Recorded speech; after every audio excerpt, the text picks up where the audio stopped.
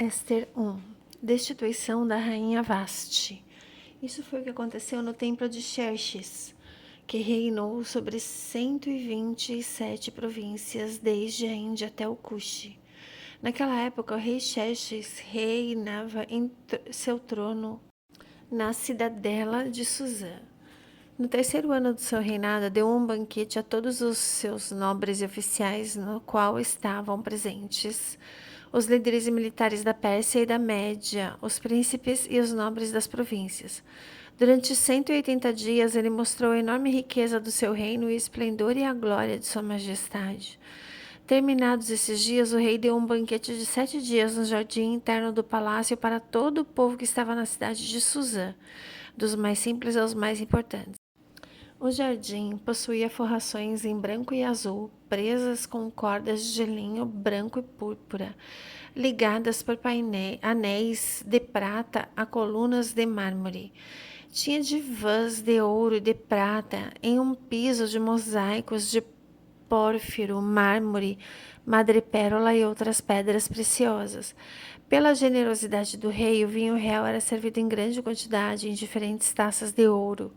Por ordem real, cada convidado tinha permissão de beber quanto desejasse, pois o rei tinha dado instruções a todos os mordomos do palácio que servissem à vontade.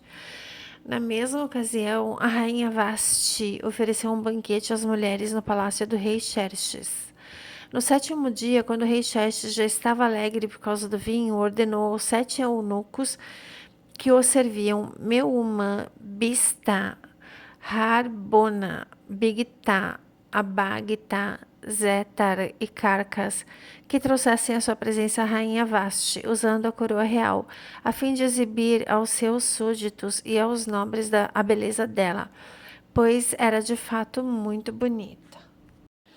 Quando, porém, os oficiais transmitiram a ordem do rei à rainha Vasti, esta se recusou a ir, e o rei ficou furioso e indignado. Como era costume o rei consultar especialistas em questões de direito e justiça, ele mandou chamar os sábios que entendiam os tempos e que eram muito amigos do rei: Carcena, Setar, Adamata, Tarsis, Meres, Marcena e Memucã. Eles eram os 7 nobres da Pérsia e da Média, que tinham acesso direto ao rei e os mais importantes do reino.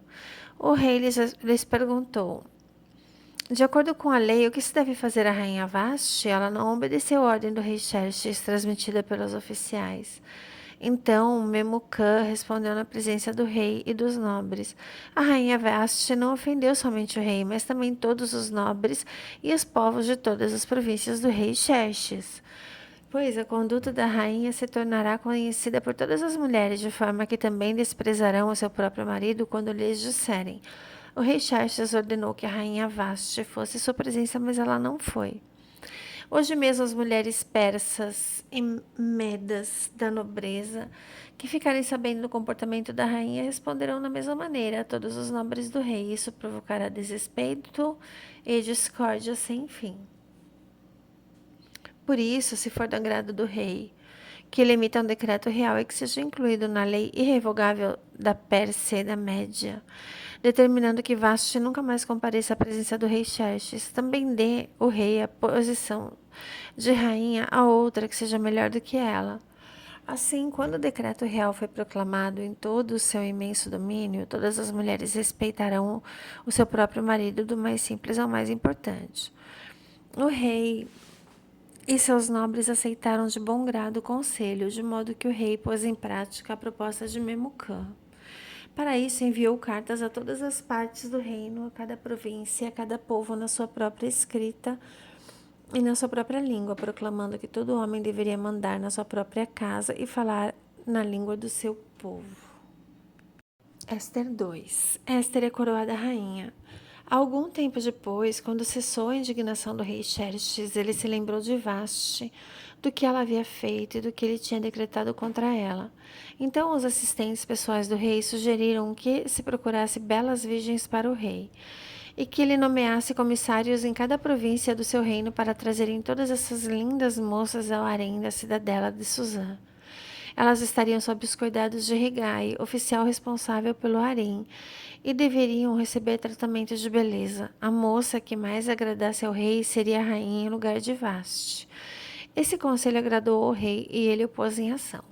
Nesse tempo, vivia na cidadela de Suzã um judeu chamado Mardoqueu, da tribo de Benjamim, filho de Jair, neto de Simei e bisneto de Quis.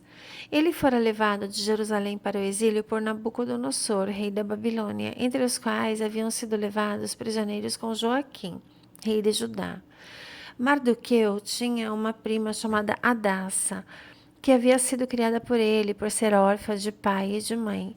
Essa moça, também conhecida como Éster, era atraente e muito bonita. Mardoqueu a havia tomado como filha quando o pai e a mãe dela morreram. Quando a ordem e o decreto do rei foram proclamados, muitas moças foram trazidas à cidadela de Suzã e entregues aos cuidados de Hegai.